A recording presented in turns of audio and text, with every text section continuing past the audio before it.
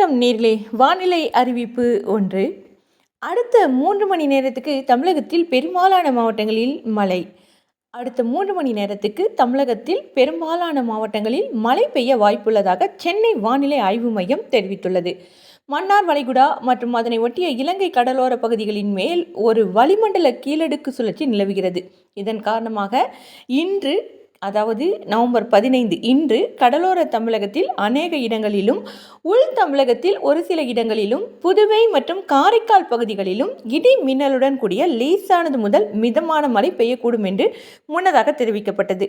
இந்த நிலையில் அடுத்த 3 மணி நேரத்துக்கு இரவு 7 மணி வரை அடுத்த 3 மணி நேரத்துக்கு திருவள்ளூர், ராணிப்பேட்டை, வேலூர், திருவண்ணாமலை, திருப்பத்தூர், விழுப்புரம், கள்ளக்குறிச்சி, கடலூர், நாகப்பட்டினம், அரியலூர், பெரம்பலூர், தருமபுரி, ஈரோடு, சேலம், நாமக்கல், திருச்சி, தஞ்சாவூர், புதுக்கோட்டை, சிவகங்கை, திண்டுக்கல், மதுரை, ராமநாதபுரம் மற்றும் தூத்துக்குடி உள்ளிட்ட மாவட்டங்கள் மற்றும் புதுச்சேரியில் இடி மின்னலுடன் கூடிய மிதமான மழை பெய்யும்.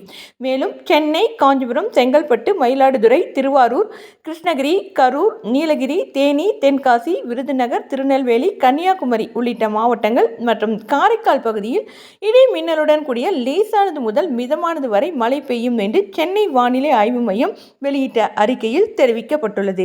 மழை பற்றிய அறிவிப்பு கேட்டீர்கள். இதனை தொடர்ந்து வேளாண் பணிகளை நீங்கள் அதற்கு ஏற்றாற்போல முன்னேற்பாடு செய்து கொள்ளுங்கள். இன்னும் சாலைகளில் நீங்கள் செல்லும் பொழுது மிகவும் கவனமாக செல்லுங்கள் என்று கேட்டுக்கொள்கிறோம். கிருஷ்ணா FM சேனல் வழியாக அன்பு நேயர்களே. மீண்டும் மழை அறிவிப்பு, முக்கியமான அறிவிப்பு இருக்கும் பொழுது தொடரலாம். நன்றி நேயர்களே.